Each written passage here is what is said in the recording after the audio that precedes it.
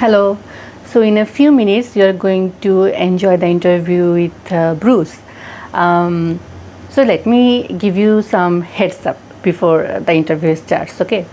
So, George I. Gurdjieff, actually, because of him, I got to know about Bruce.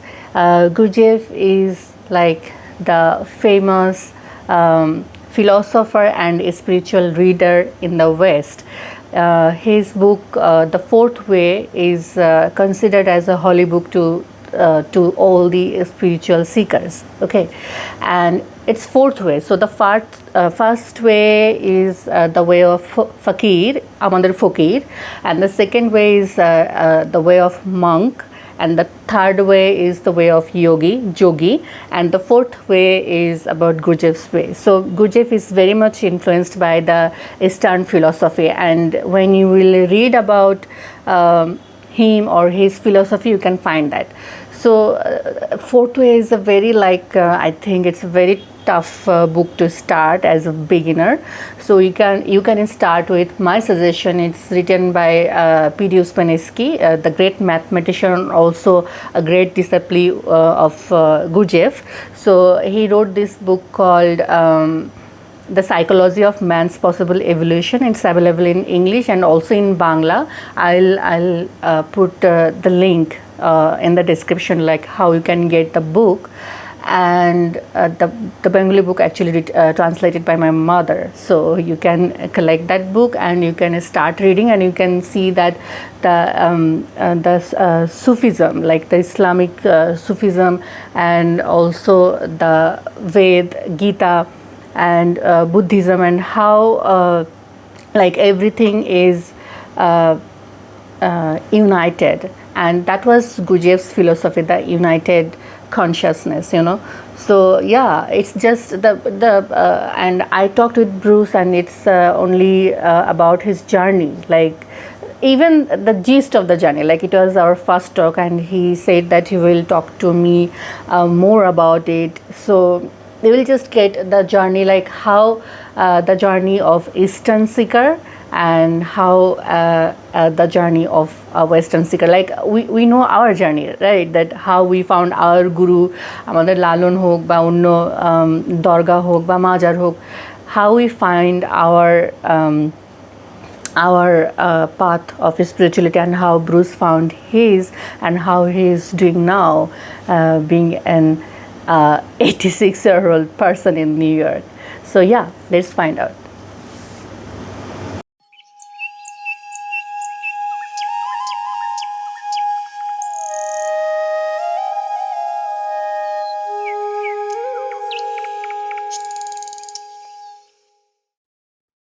So, hi Bruce, welcome to ArtCheck.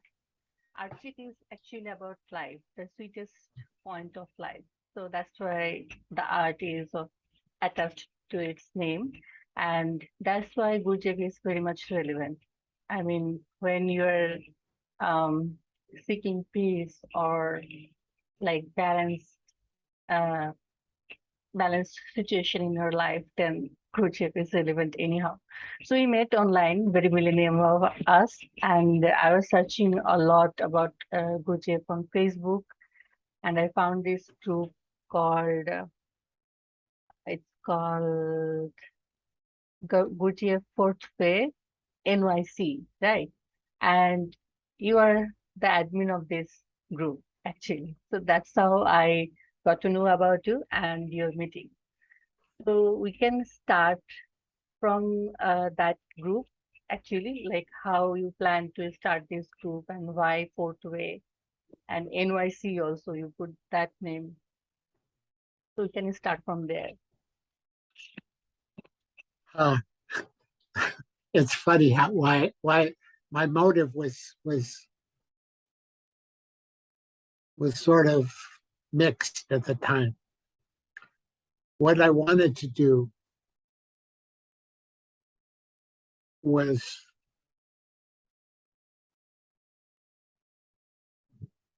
my main motive to start about 6 years ago was to sell my pictures. Right.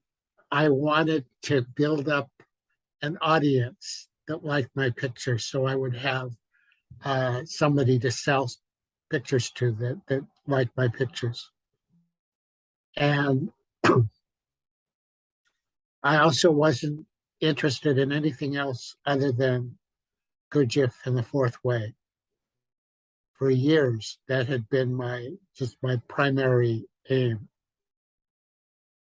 And some years ago, I met a fellow here in New York who had a very small group.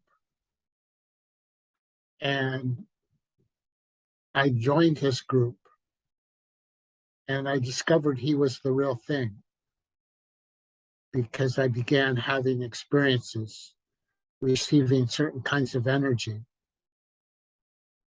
in his group. And eventually I spent years with him and receiving this energy in myself. And when one day I verified that this energy was in me and that it was permanent. And then I began to feel, to understand that I could not keep this energy to myself. It was not mine. It was loaned to me. It was, I did not do anything to deserve it. I made many efforts and went through a whole life of doing things, but it's still not enough to deserve this, what was given to me in this energy. And I felt the need to make it available for others. That was one way. Because I could not keep it for myself, I could help others with it. That was one thing I could do. And I started a group in my apartment just from poster flyers I put out in the neighborhood, just a small group. And then I got sick and the group disappeared. And this was over a period of a few years. And then I got better. And then anyway, all this time I was still in Alex's group. And then COVID came along. And then it people began to realize that through Zoom, through this technology, this energy was just as available as if we were sitting in a room together. It was a remarkable discovery. And so I wanted to start a group also. So that was another motive for me to start writing and posting on Facebook. Because here was an audience of thousands or hundreds of thousands or more people that were, searching and interested in Facebook and interested in Gurdjieff. And so that's why I started posting on Facebook. And then when I had built up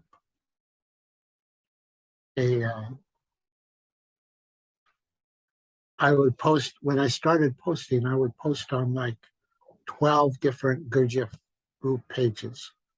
Okay. Because I needed friends that were interested. So I didn't do that. I did this actively. I didn't do this passively. Right. I went to these pages and I scraped their membership lists. When I had 2,000-3,000 friends that were mostly interested in Gurdjieff and these ideas, then I began to I had created 3 different Gurdjieff pages, my personal page and Fourth Way New York City page and another a Fourth Way Path page. Okay. And people began joining those, and people began friending me on my personal page and became members on the page you were attracted to, and on the other page also. So I'm And it was missing a one slow, page. what? I'm missing one page. I know only one page of yours. Right. Oh, you haven't seen the other pages. No, I haven't. I put the exact same material on them. Okay. So you only need to see one. Okay. But some people see both, two or three, and they put likes on all of them. The same thing. It's kind of weird, but people do that. That's And completely so fine. anyway, basically it's become successful because I have found that I have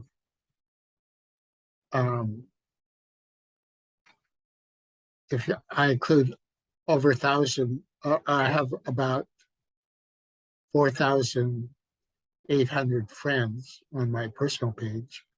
And then there's over 1,000 members on the page you look at.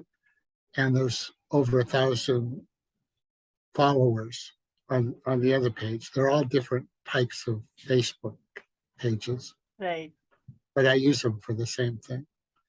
So then I started, when I decided to start a group, to try a group, then I would put my invitations on those pages. And I began to get people to come to my group. Most people said they wanted to attend, and then nothing would ever happen. But there is a core of a few people, very serious searchers, who Right. come to most of the meetings. And not because they like what I say, because they feel this energy, there has to be a verification inside oneself. I can say anything, people do say anything, but if this very fine energy that Gurdjieff brought is not there, it's all worthless. Right. But they did see that there is, some people see that there is this energy there. And that's how you verify whether this is real or not for yourself. Sure. So, I also, yeah. Tell me, please. I also do not charge anybody for the same reason, because it's not mine. Yes. So, thousands of people are here, and the main center or the main attraction is Gurdjieff mostly because you put the name there, and I was also looking for Gurdjieff's esoteric knowledge and like people who are involved with it, and I found you. So many people are, I think, came to you because of Gurdjieff. Tell me how you came to know about Gurdjieff, like which point of your life and how it shifted yourself. Right. I'll tell you also, the name is Gurdjieff is on that group because that's just simple advertising. Okay. It's Thanks for telling me that. It's you're going to promote something, you have to, you know, you can't just imagine things. You have to do practical things when you're going to promote. There's a whole big advertising and um, advertising business, and they use all these tools. So you have to use those tools too. How did I first come to be attracted to Gurdjieff? yes. Well, many people that I've come across have certain kinds of experiences early in their life when they're children, and they have a moment where they want to have some experience with God, or they think of God in a certain way. and they know there's something they want that's not readily available. But that didn't happen to me when I was a child. It didn't happen to me when I was an adult. It did not happen to me until I was 37 years old. I was a very practical man before then. What you see is what you get. And I never, if you told me that there's something else beyond, I would think you're taking drugs. Um, but when I was 37 years old, a friend of mine recommended a book to me, not a Gurdjieff book. The Teachings of Don Juan by Carlos Castaneda. Okay. He told me, Bruce, you'll like this because it's about Mexico and you like Mexico. I was living in San Francisco at that time. And so I picked it up one day. I saw it and remembered it. And I picked it up and started reading it. And it's like, bang, this door opened up. I could not stop reading it. And then I began to read many other esoteric books. And in one book, they had mentioned the fourth way. And one day I was in the esoteric bookstore in San Francisco, and I saw a book on the shelf, The Fourth Way. And so I bought it because was in my mind. It had been mentioned in another thing I read. And I started reading it. And but there was a little card in it, a bookmark. Okay. And the card was an advertisement for a group called the Fellowship of Friends. Okay. Which later I found out was a cult and was a really phony group. Okay. But anyway, I was interested and I read the book and I called them up and they had 3 prospective student meetings that they called. And I went to them and they made this presentation of this wonderful school where you learn literature. It's like going to a finishing school in Switzerland and you learn how to eat and all this refinement, plus you learn about the fourth way. So I joined. And I was very, very happy there. I was there 5 years. 5 years. And I thought I was very special. It was in San because Francisco, this group. They have centers in several cities around the world, but they have their headquarters was at a winery they were building in the Sierra foothills in about 90 miles away from Sacramento, I think. Anyway, and we would go there every weekend. And for a while, I stayed there for a few months. But there was a great social life there. So you always had people, friends, and people, interesting people around you. And they had, on weekends, they would have concerts. They had a concert hall. They would invite very well-known people like the Mozart Trio and things for concerts. And everybody would dress up and the women would wear gowns and the men would wear tuxedos and so on. And then we would have all this fine dining. So it was a wonderful place to be. It was, great.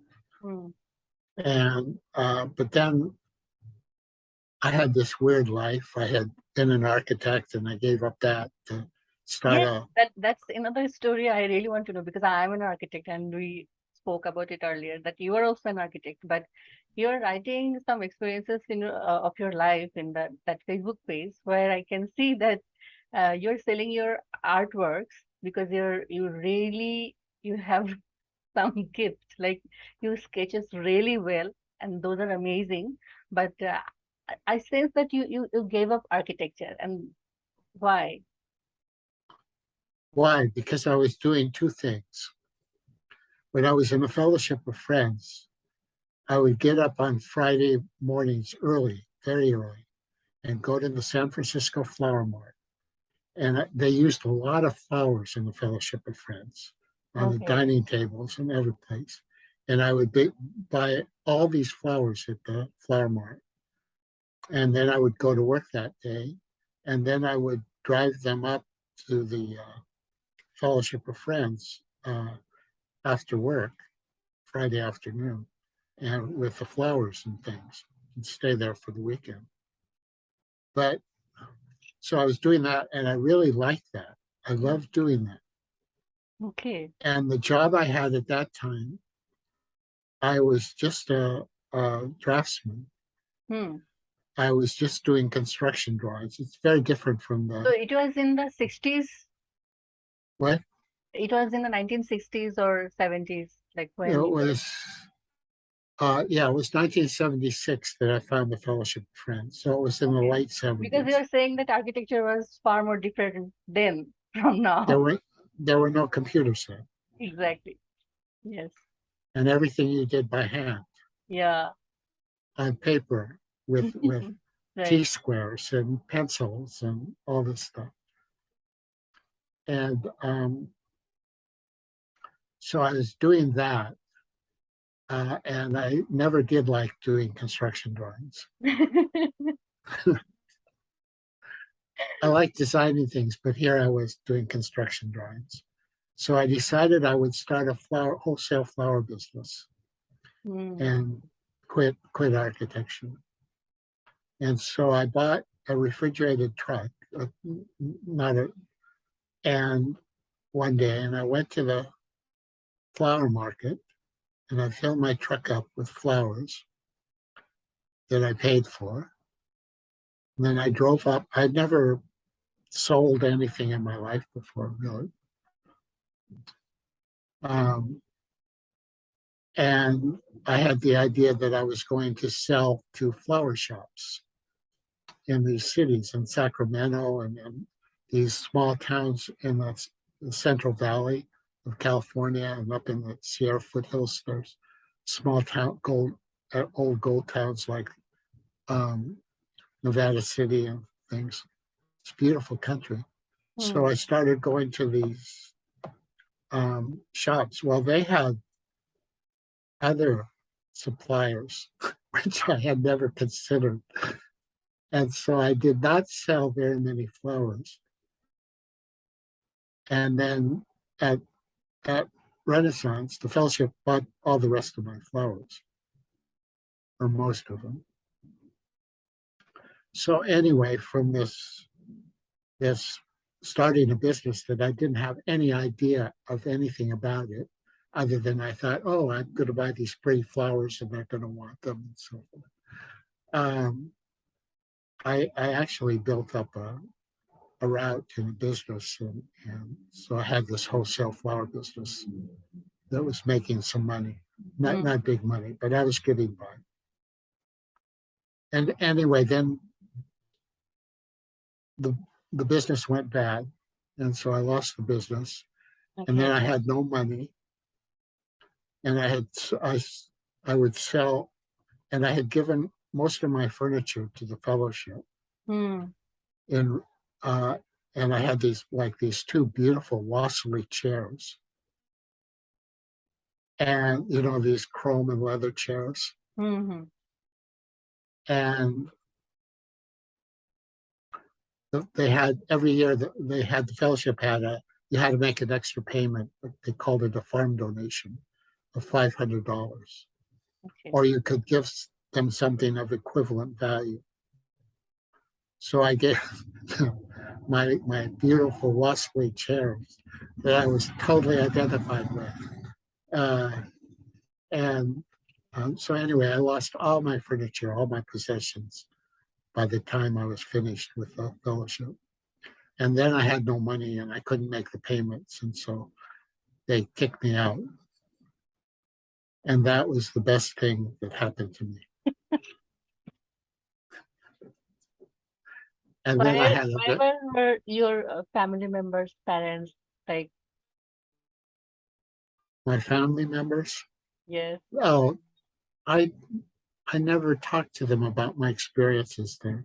When okay. I was living in San Francisco, they lived in Seattle, and when I was living in San Francisco, they came down and visited me a couple times. So why did you born and brought up? Which area? In Seattle, Washington, Okay. the And Northwest. okay. Okay. And you studied in San Francisco, No, I studied at the University of Washington in Washington. Seattle. Then how you came up to San Francisco? Um, I was working for some architects in Seattle, and Okay. then at that time they didn't have Microsoft or any of these big companies, Amazon. They didn't exist yet, Hmm. and so the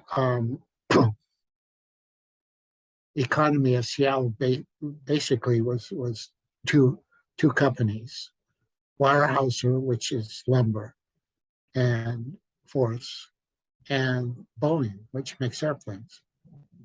Okay. And so Boeing's went into a recession for some reason. And so then there were no jobs available. The architect I was working for suddenly died, Oh. and then I had to get another job. And but there weren't any jobs available, and so I decided, well, I'm going to move to California. It's different there. So Okay. I drove down to San Francisco and went to the AIA office and looked at the jobs. And then but it was raining that day. This was in October, I think. It was raining in San Francisco that day, and so I decided, well, I'll go to Los Angeles. It's sunnier there. And so I Hmm. went to Los Angeles and I got a job. Um, and then I went back to Seattle and collected my stuff and drove down to Los Angeles and started living there for a couple of years. And then I moved up to San Francisco. Okay. But but that's how I got to San Francisco. Okay. So coming back to the best thing happened in your life when you kicked out from your, When I was kicked out of the fellowship, yes. Why that's the best thing happened in your life? Why you think so? I would have stayed there for years and more. I Okay. would have wasted all this time Okay. because there was nothing there. It was a delightful experience to live there because of the social life and everything, but there was nothing there. But I did not know that at the time. Hmm. I was naive. I believed everything that Robert Burton, the teacher, said. I had no doubts. He said he was a man number 6 when I went there. Oh my God, I was scared to talk to him. He was this great guy. And then I had, well, this is a whole big story of, Yes, yes. You're writing, so I I, can understand that it's really a big I, story. I'm not going to talk about that particular. Anyway, I ended up in New York. Okay. And one day I was so desperate to be in a group, and I had gone to some different group leaders meetings, but I didn't like them. Hmm. And so I was so desperate for a group that one day I went to one weekend I went to a workshop of um, um, of this guy that lives in San Francisco, has groups in California. Anyway, I went to his workshop in New York, Okay. and there was just a few people there, and I asked several. I decided to start a group, my own group, and I asked several if they wanted to come in and to have a group with me. Hmm. And anyway, 3 people did. So I started my own group in my apartment here in Astoria once a week. I had nothing to give them because all I had learned was from the fellowship. Hmm. So I just, repeated that garbage. And But at the same time, I knew I didn't know anything. Oh. I knew that. And so one day, one of the guys in the group came and showed me a flyer that he had gotten from from a post in the village. And it was advertising for this guy that was giving a lecture on Gurdjieff at Carnegie Hall. So I decided not at the big rooms. They have Carnegie Hall has a lot of little lecture rooms stuff. So I decided we should go there. So we all went, and this guy gave a lecture, and I didn't think much of him. But then he had two more lectures he was giving at this brownstone in the village on McDougall Street. And so we went to all three of his lectures. And there was one thing about him that impressed me. He knew my name. Huh? Really? He had us at the big Carnegie Hall. We each signed our names, you know. But when I showed up at McDougall Street, he knew who I was, my name. He didn't know who I was. He knew my name was, you know. So this impressed me. And so then I decided, he asked if people wanted to join, that he would have a meeting with them. So I had a meeting with him. And I was still not really impressed with him because he wasn't really very charismatic, like, you know, Robert Burton had been. So, but I decided, one of my friends in my little group said to me that he retold a story from meetings with remarkable men, in which Gurdjieff was at a monastery, and there was these two guys that came and lecture, and one was very charismatic, and the other was stumbling over his words and stuff. But only the one that stumbled over his words had something in him. Right. So he reminded me of that story. So I said, okay, give him a try. And I started going to meetings. And one day I had a really big experience. And I knew this guy is the real thing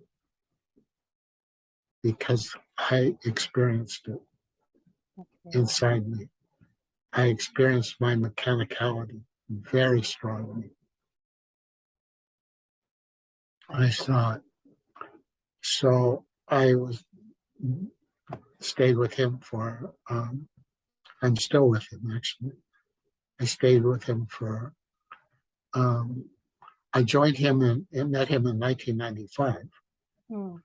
And so it's been 20 some years now. But when I decided to start my own group, that's because I was sitting in my living room meditating one day and the energy came into me. I felt it very clearly. Nobody was there but me. And I knew I had something to give them. And that's when I started my own group. Okay. Okay. So that's the story behind it. So we have like 7 minutes left. I'll not take so much time from you. If you give me permission, we can discuss, I mean, later on in details about the teaching and all. But just now, if you can tell me a little bit about how your life is going on right now. Like you are in New York, so and you're 83 years old, if I'm not wrong. 86. 86 years old, and still so full of life, and you're doing all this. So, can you tell me a little bit about how you are doing now? And what's your mind like? And other. Well, I have health issues, but in one sense, they're material for me to work with. But you look at me and you see this active guy, full of life, That's from this work. Right. That's the energy from this work. Right. If I had been in this work, I would be not either dead or dragging myself, wherever I was trying to get. I wouldn't be able to take care of myself. But that's all from this energy of this work. Um, Alex used to say all the time, for years he said that. I was so tired of him saying it. He said that Gurdjieff said, one thing we have to look forward to is a happy old age. Really? And and that is what one of the things that came of me. Mm. I've had a very, very happy old age Wow. because of the energy and because so many of attitudes and identifications have been stripped from me over these years. So I don't, it's like your negativity just gradually melts away. You don't even see it happening. And then you're happy because happiness is not things out there. Happiness is only inside, real happiness, each of us. And so that's what you see when you look at me. That's a happy old man. That's true. That's very true. So, I think, uh, like in the group, you said so many things that I encountered bad things and good things. I want to see them, but not be them. This is one of your thoughts. Exactly. Yeah. Well, our aim is to become conscious. Consciousness is, among other things, it is an awareness that is made of a finer energy than the energy that makes our body and that we run on in our body. It's a very, very fine energy. And if we can build that energy up into ourselves, we will have basically a higher body in us, a body that sees everything that's happening in our body, all everything our body does and thinks and feels. We will see it, but we'll see it much faster than one eye looking at another eye. And we will know what it is we're looking at. We will just see the truth of our real condition. Right. And we won't identify with those thoughts and those feelings that always come associate one after another. We will be a separate, we will see them. We will be able to choose what is necessary to use, but we won't be them. It's like using a tool. If I want to hammer a nail, I get the hammer and I hammer the nail. Yeah. Now, I'm when I do that, I know I'm not the hammer and I'm not the nail. Hmm. They're just the tool I use. In the case of the body, it's an incredible piece of machinery, absolutely fantastic. But it's not us. It's not me. It's not you. Hmm. We are a different being altogether. We are made of energy, of very fine energy. Right. So, yes, yes, you're saying something. Actually, everything around us, the whole world we live in, Hmm. we think it's material and we have names for everything, but everything around us is also just energy. Yes. Yeah. But to see that, to feel it, to be aware of it, that's a prize. Yeah. Exactly. So thank you so much, Bruce. But if you like our conversation, then later on we could talk about Gurdjieff's uh, teaching, in not teaching like the particular words that he's like You the want word. to you want to hear the way I understand the work. Yes, exactly. Maybe not today, but Right. uh, Now let me ask you a question. yeah, sure. How do you proceed with this? With what? With Like, this discussion here? You have a piece of tape, supposedly, and what are you going to do with it? I'm not questioning you because I fear what you're going to do. I'm just curious. okay, okay. I So think it's wonderful what you're doing. thank you. So I have this YouTube channel and one Facebook page.